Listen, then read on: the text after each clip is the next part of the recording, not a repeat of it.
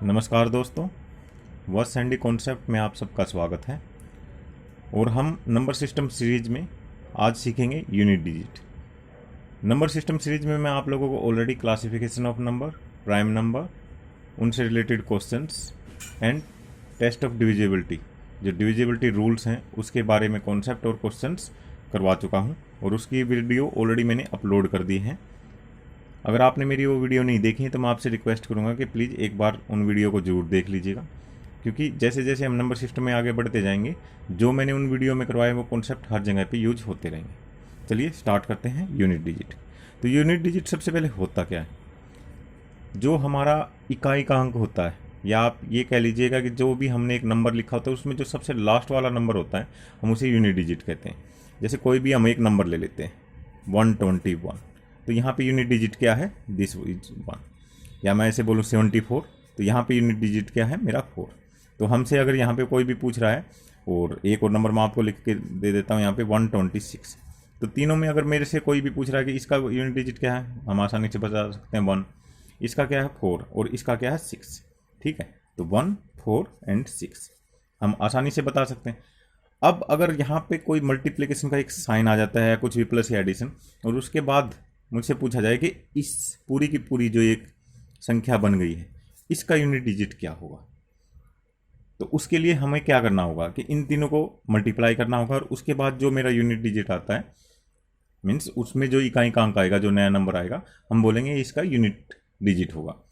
तो क्या हम वो टोटल मल्टीप्लाई करेंगे? नहीं। उसके लिए हम क्या करेंगे, हमने देखिएगा हर एक नंबर का यूनिट डिजिट पता चल गया हमें यहाँ से कि क्या है, तो हम इन पूरे के पूरे नंबर्स को मल्टीप्लिकेशन करने के बजाय उन इंडिविजुअल जो हमने यूनिट डिजिट निकाली हुई हैं हम उनको मल्टीप्लिकेशन करेंगे उनका, जो कि बहुत आसान होगा। जैसे यहाँ पे देखिएगा, इन नंबर्स को अगर हम गुना करने जाते या मल्टीप्लाई करने जाते वो एक बहुत लेंथी प्रोसेस होता, but as a competition exam हमारे पास समय की बहुत क्रूशियलिटी होती है, हमें जल्दी से जल्दी आंसर पे पहुंचना होता है। तो हम क्या करेंगे, उनके यूनिट डिजिट फाइंड आउट करेंगे और उनका मल्टीप्लिकेशन निकाल देंगे। तो यहाँ पे मल्टीप्लिकेशन क्या आएगा, 4 एकम 4 और 4 6 24, तो 24, और 24 का यूनिट डिजिट क्या है 4, तो हम क्या बताएंगे इसका यूनिट डिजिट क्या होगा हमारा 4 या 4। ठीक है, तो इस तरह से हम यूनिट डिजिट फाइंड आउट करते हैं। अब इसी में एक देखिएगा, ये तो हो गए हमने अगर सिंगल नंबर पूछ रहा हम आसानी से बता पा रहे हैं। ऐसे भी हमें एक सीरीज दे दी जाती है जिसमें बीच में क्रॉस और मल्टीप्लिकेशन का निशान है, तो हम उनके यूनिट डिजिट निकालेंगे और उनका मल्टीप्लिकेशन निकाल देंगे, और फिर उसमें से जो यूनिट डिजिट होगा उस नंबर का वो हमारा यूनिट डिजिट बन जाता है। अब हमारे कुछ क्वेश्चन आते हैं, 74 उसकी पावर 32 इंटू 46 उसकी पावर 33, फिर 57 इंटू उसकी पावर 79। ठीक है, अब इस तरह से हमें एक नंबर सीरीज दे दी जाती है और हमसे पूछा जाए कि इसका यूनिट डिजिट क्या होगा। तो देखिएगा, अब कॉन्सेप्ट सेम रहेगा, हम इसका पूरा का पूरा 74 को 32 टाइम्स मल्टीप्लाई करें, फिर 46 को 33 टाइम मल्टीप्लाई करें, 57 को 79 टाइम मल्टीप्लाई करें, और फिर जो नंबर आए उन सबको आपस में मल्टीप्लिकेशन करें उनकी, और उसके बाद जो मेरा नंबर आता है उसका मैं यूनिट डिजिट बताऊं, जो एक पॉसिबल नहीं है। ठीक है, एज ए ह्यूमन बींग आप इतना सारा अगर प्रोसेस करने जाओगे, ठीक है, तो एक बहुत टाइम कंज्यूमिंग और कहीं ना कहीं एरर के चांस रहेंगे, तो वो तो हम करेंगे ही नहीं, जैसे मैंने ऑलरेडी बता चुका हूँ। तो अब हम जब कंपटीशन के हिसाब से जा रहे हैं तो देखिएगा यहाँ पे एक और आपके पास मेथड होगा, तो हम क्या करेंगे, इनका यूनिट डिजिट निकाल लेंगे। 4, इसका क्या होगा 6, और इसका क्या 7। अब इसकी पावर क्या हो जाएगी 32, इसकी पावर क्या हो जाएगी 33 और 79, मतलब एक तरह से हमने यूनिट डिजिट निकाला और उसकी पावर के हिसाब से, मतलब जो उसकी पावर दी हुई है उसको यूज करके हम उसका यूनिट डिजिट फाइंड आउट कर लेंगे। लेकिन क्या ये अब भी पॉसिबल है? ध्यान से देखिए, 4 को हम 32 टाइम्स, 6 को 33 और 7 को 79, और उसके बाद मल्टीप्लिकेशन नहीं, है अभी भी पॉसिबल नहीं। तो इस तरह के केस में हम क्या करेंगे, तो यहाँ पे देखिएगा, अभी तक हमने एक जो नंबर था ना उसका यूनिट डिजिट कैसे फाइंड आउट करते हैं वो तो हमने पता कर लिया, और जब उस पर एक पावर दी हुई है तो उस केस में हम क्या करेंगे।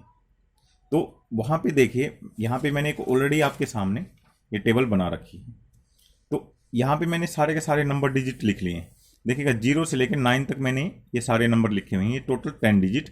इसके अलावा आपका यूनिट डिजिट कोई और हो ही नहीं सकता है। ठीक है, तो आपके मैक्सिमम जो यूनिट डिजिट हो सकते हैं वो 10 होंगे, और वो आउट ऑफ दीज 10 नंबर्स ही हो सकते हैं, 0 1 2 3 4 5 6 7 8 9। ठीक है, तो अब इनमें एक साइकिल होता है, तो ये साइकिल क्या है, ठीक है। तो जब भी एक पावर आती है ना, तो उस पावर के केस में साइकिल वाला जो फंक्शन, ये हमारा एक मेथड है, तो वो हम यूज करेंगे। तो देखिए कि यहाँ पे अलग अलग नंबर के सामने अलग अलग साइकिल टी लिखी हुई है, तो ये क्या है और ये पैटर्न क्या है, तो ये समझिएगा। अभी देखिएगा, जैसे मैं आपको 0 से स्टार्ट करूँ, 0 को आप कितनी भी पावर लिखिए, 0 एकम 0, 0 को जितनी बार भी हम 0 से मल्टीप्लाई करते हैं क्या आता है, 0, ठीक है। तो और उसकी साइकिल टी मतलब 0 को मैं कितने अलग नंबर आ सकते हैं जब 0 की आप पावर करेंगे, कितने डिफरेंट नंबर हो सकते हैं, कितने हो सकते हैं, एक ही तो हो सकता है, आप कितनी बार भी मल्टीप्लाई कीजिए वो एक नंबर के अलावा कभी कुछ नहीं बनेगा। तो इसकी साइकिल टी क्या होगी मेरी, 1, समझे। तो ये मैंने क्या लिखा हुआ है, 0 को आप जब 0 से जितनी बार भी मल्टीप्लाई कर लीजिए वो 0 के अलावा कुछ नहीं आएगा। सेम देखिए, और कहाँ पे ऐसे साइकिल टी 1 लिखिए, 1, 5 और 6, तो सेम। अब आप 1 के केस में 1 को कितनी बार भी मल्टीप्लाई कर लीजिए वो 1 ही रहेगा, तो वहां पे भी मेरी साइकिल टी क्या है, 1। 5 को देखिए, पंजे पंजे 25, 25 को 5 से करेंगे फिर 125, फिर 5 से करेंगे आप 625, मतलब 5 ही रहेगा आपका यूनिट डिजिट, उसके अलावा कुछ नहीं आ सकता। तो सेम केस आपका 5 के केस में हो जाता है। और 6 को देखिए, 6 को जब हम 6 से गुणा करते हैं, मतलब वो क्या, 6 की पावर 2 करेंगे तो क्या होगा, 36। अगर मैं उसी की पावर को 3 कर दूं तो 36 का 6 क्या होता है, 216। तो मतलब यूनिट डिजिट क्या रह रहा है, 36 का यूनिट डिजिट क्या होगा, 6। 216 में भी यूनिट डिजिट क्या है मेरा, 6, मतलब 6 के केस में भी सेम चलेगा। तो यहां पे मेरे 4 नंबर 1, फिर मतलब 0, 1, 5 एंड 6, ये मेरे ऐसे 4 नंबर हैं जिसमें मेरी साइकिल टी 1 है। मतलब इनकी पावर कुछ भी मिल जाए, मुझे 1 की पावर 79 मिल जाए, 5 की पावर 79 मिल जाए, मतलब कुछ भी। यहाँ 79 एक मेरी पावर है, मैं ऐसे ही लिख रहा हूँ, यहाँ पे 84 भी मान लीजिए, और 5 की पावर 78। तो इनके केस में मैं सिंपल इनका यूनिट डिजिट सेम लिख दूंगा, मतलब उसमें कोई चेंज नहीं होगा, वो सेम रहेगा, और उनका मल्टीप्लाई निकालेंगे और हम फाइंड आउट कर लेंगे। तो देखिए यहाँ पे पावर जो ना वो नलीफाई हो जाती है, मतलब इन चारों के केस में पावर कुछ भी रहे यूनिट डिजिट चेंज नहीं होगा, ठीक है।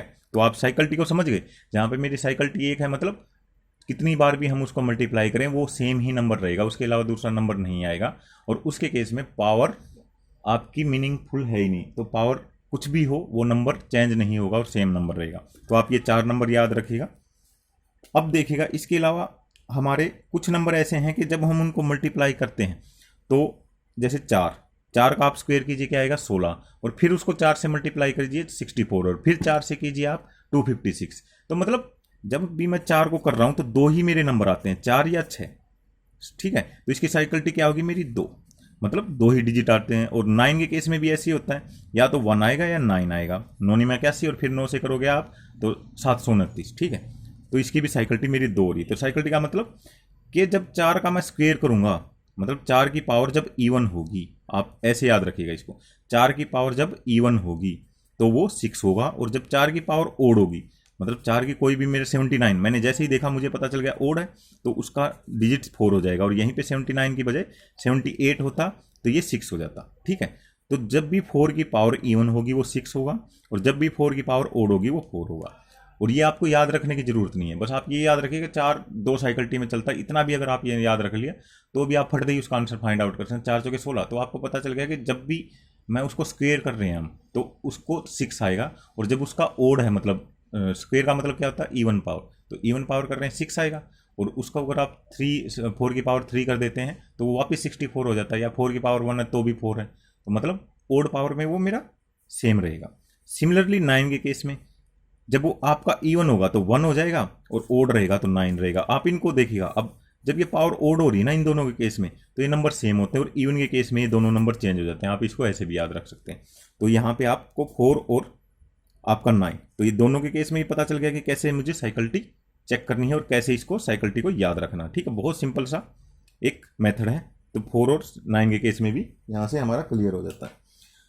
अब देखिएगा मेरे कुछ एक नंबर हैं, तो हमारे पास अभी तक कितनी तरह की साइकिल टी आई, एक तो 1 टाइप के में मेरे कौन कौन से आए थे, 0, 1, 5 और 6, ठीक है, ये 4 नंबर थे। फिर मेरी 2 साइकिल टी उसमें कौन कौन से आए, 4 और 9, और मेरे इनके अलावा कौन से नंबर बच गए अभी, तो यहाँ पे देखिए आपके 2, 3, 7 और 8। तो ये जो 4 नंबर मेरे बच गए, तो इनमें देखिए इनके सामने मैंने ऑलरेडी 4 नंबर लिखे हुए हैं, तो यहाँ से हम ये कह सकते हैं इनकी साइकिल टी 4, मतलब जब भी मैं 2 की पावर करता जाऊंगा तो इन 4 डिजिट में से कोई सा भी एक नंबर आ सकता है डिपेंडिंग अपॉन इट्स पावर। तो क्या पावर होगी, कैसे वो साइकिल टी, हमें ये याद रखने की जरूरत नहीं है। मैं ये नहीं बोल रहा हूँ आपको ये याद रखना है, ये आप कैलकुलेट कर सकते हैं। जस्ट आपको मेथड सीखना कि आपको करना कैसे, ठीक है, इसको याद नहीं रखना। आप देखिए 2 की आपको कुछ भी एक आ जाती है। अब इन पावर्स का मतलब क्या कि जब 2 की पावर 1 होगी तो 2 क्या होगा 2, और 2 की पावर जब 2 होगी तो क्या होगा 4, और 2 की पावर जब 3 होगी तो क्या होगा 8, और 2 की पावर 4 होगी तो क्या होगा 6, और 2 की पावर 5 हुई तो 32। 2 रेट टू पावर 5 क्या होता है, 2 रेट टू पावर क्या होता है 5, 32। तो ये 32 में फिर से 2, तो फिर से रिपीट हो गया ना। तो ये इन सभी के केस में क्या होगा, इन सभी केस में जहां पे 4 साइकिल टी है, मतलब जैसे उसकी पावर को आप 4 से डिवाइड करते हैं, मतलब जो भी पावर दी हुई है उसको आप 4 से भाग देते हैं, और जो शेषफल या रिमाइंडर बचता है, रिमाइंडर जो भी बचेगा, तो उसमें से क्या बच सकता है जब आप 4 से भाग देंगे। किसी के केस में रिमाइंडर क्या क्या बच सकता है आपका, 1 हो सकता है, 2 हो सकता है, ठीक है, 3 हो सकता है, या जब मेरा पूरा पूरा डिवाइड हो जाए वो नंबर, मतलब पूरा पूरा डिवाइड होने का मतलब क्या है कि ऊपर 4 हो पावर तो, या 8 हो तो वो 0 बचेगा, तो उसको आप 4 ही कंसीडर कीजिएगा। या 0 जब भी आती है मतलब वो मेरा 4 है, क्योंकि देखिए ऊपर मेरी पावर 4 है, 4 से 4 को मैंने भाग दिया, क्या आ गया मेरा 0, तो वो समझिएगा ये 4 है। तो यहाँ पे आप ऐसे उसका रिमाइंडर फाइंड आउट कर लीजिएगा इन चारों के केस में।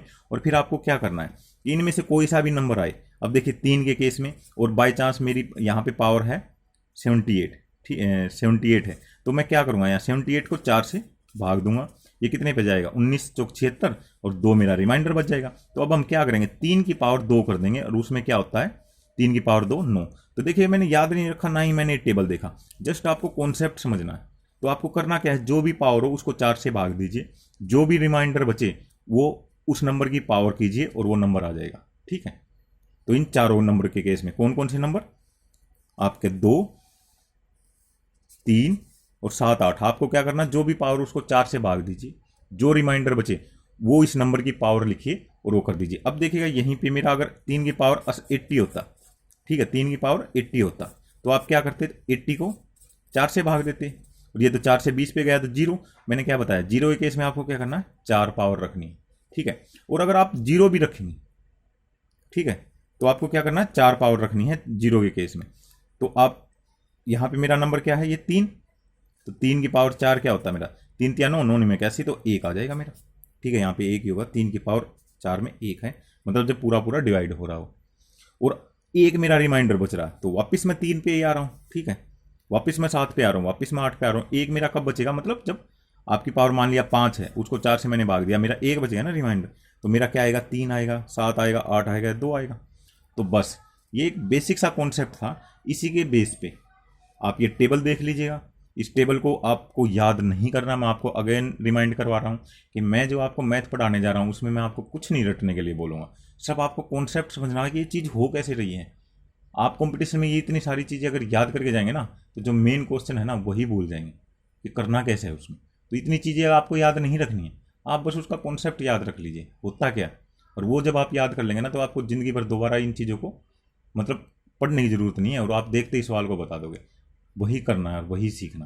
तो आपने ये कॉन्सेप्ट को समझ लीजिएगा जो मैंने करवाया है, इसलिए पूरी वीडियो को ध्यान से देखिएगा। और नेक्स्ट वीडियो में मैं आपको यूनिट डिजिट से रिलेटेड कुछ एक क्वेश्चंस सोल्व करके दिखाऊंगा।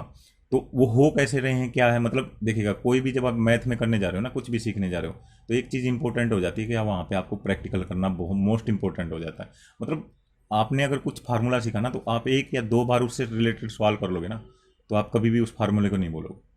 तो वही हम एक बार कॉन्सेप्ट करेंगे, फिर उसके सवाल करेंगे, इसी टर्मिनोलॉजी पे और मेथोडोलॉजी पे हम काम करेंगे। तो चलिए आज के लिए यहीं पे हम अपनी वीडियो को एंड करते हैं, और नेक्स्ट वीडियो के लिए हम सीखेंगे यूनिट डिजिट। और तब तक के लिए नमस्कार, धन्यवाद।